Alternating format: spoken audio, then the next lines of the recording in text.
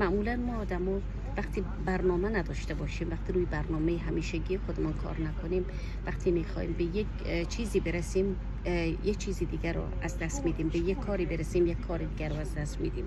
مثلا امروز من میخواستم در خانه یک کاری رو انجام بدم که وقتی از کار برمیگردم راحت تر باشم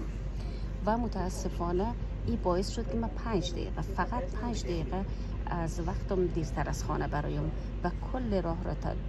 بس استیشن یک رقم ما دویدیم که وقتی رسیدم در ایستگاه بس احساس میکردم که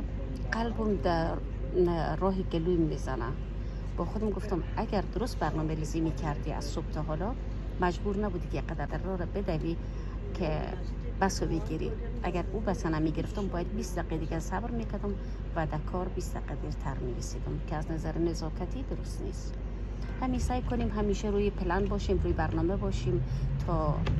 همه چیز به روال عادی خودش پیش بره و به ما استرس وارد نشه.